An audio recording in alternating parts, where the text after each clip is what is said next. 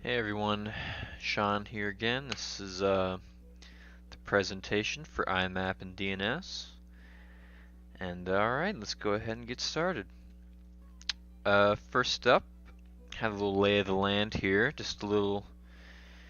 First up, we're going to do IMAP and a technical summary for that. And then we're going to go into some more specific hardening recommendations for IMAP. And then we're going to make our way to DNS, and we're going to do a technical discussion / summary of what DNS is. And then we're going to continue to some more hardening recommendations for that as well. Alright, let's go ahead and get started. So, IMAPS, what is it? Well, let me explain. IMAPS is an internet message protocol, and it's very similar to POP3. Like POP3, it will allow you to access your emails on a local server you're hosting. Of the two, however, IMAP is more recommended option and generally overall perceived better, and I'm going to get into some more detail on that. So the reason why IMAP is considered better is because when you use POP3, it will delete the mail from the server and download it onto the computer that was used to access it, while IMAP will leave it on the server that way. It can be checked from more than one device. More of a modern day convenience since every day we currently use devices. The reason I underlined it can be checked from more than one device is because that's like the real big reason why. It's mainly the big difference between IMAP and POP3 is almost purely convenience wise. There's not really very many disadvantages to IMAP compared to POP3, but we're going to keep going. So another convenient reason is that it can show the status of the message, like if the message has been read or deleted, and we all know that that's useful. Moving on, some more details about IMAP. The current version is IMAP 4, and the original version was released in 1986. IMAP requires a constant connection with TCP/IP to the server. The most common port in use for IMAP is 143, but it has also been known to listen on port 993 for IMAPs with an S. That's a more secure version. One more convenient reason for IMAPs over POP3 is this right here. So you can choose the order in which messages to download. For example, if you receive 3 emails and 2 of them will take an hour to download, but one of them only takes 5 minutes, you can choose to download the 5-minute one first, even though you may have received it as the 3rd email. And this differs from POP3 since you can only download them in the order received. So again, that's just another convenient reason to use IMAP over POP3. Alright, let's go into the hardening recommendations for IMAP. IMAP does have a weakness in that if your server is ever compromised, then they will have access to all of your emails since IMAP doesn't delete them off the server. So making sure that you have IMAP as secure as possible is chiefly important.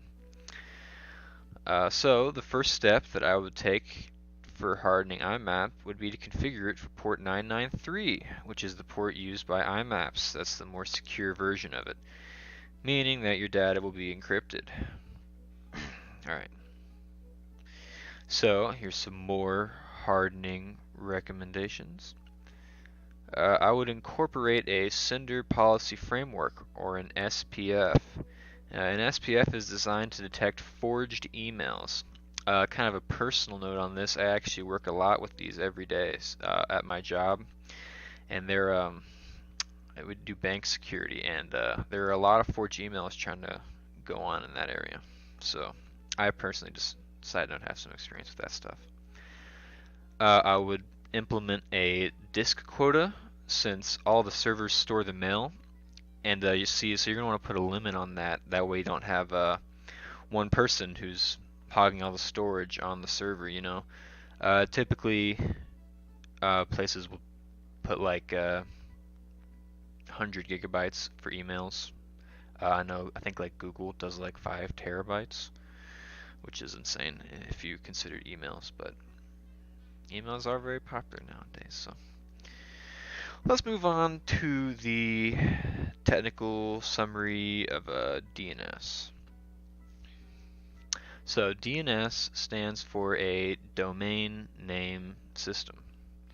And this is very, very important if you ever want to use the internet in a convenient manner. So you can still use the internet even if you're not using DNS, but you're going to have to know the exact IP address of the site you're looking for, which is not practical. It's kind of like a GPS for your computer. You tell it where to go and it uses DNS to figure out how. An example of this is that let's say you open up Firefox and you go to your search bar, you type in google.com or amazon.com. DNS, basically, that means nothing to a computer. Google.com, it's not going to know what to do with that. And so DNS, its whole thing is that it will translate it to the computer in a way that it can read it. So it'll take google.com and give it to your computer like 64.233.160.0, which is the IP address of Google.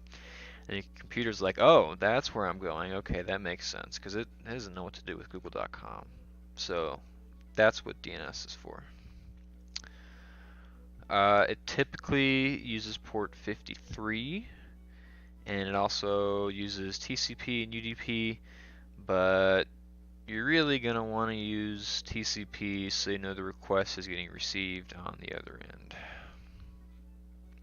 Let's move on to some hardening recommendations for, actually hold on, I'm going to pause real quick. Hey Green, if you're watching this, can you put the number 4 in the feedback? Thank you.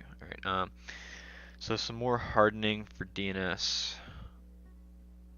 No, not more hardening, my bad. Hardening for DNS. So the very first thing I would do is restrict zone transfers. These attacks can come in a way, these attacks, basically what happens when an attacker will try and perform a DNS zone transfer to understand the layout of your network. And a very simple way of fixing this issue is just restricting zone transfers on your server to not allow them to do that. And that can help prevent that kind of attack.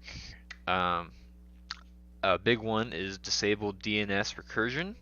This can prevent one of the most common types of problems that DNS will receive, which is cache poisoning. This will redirect you to other sites than the one you intended on visiting. So this is very common all over the place.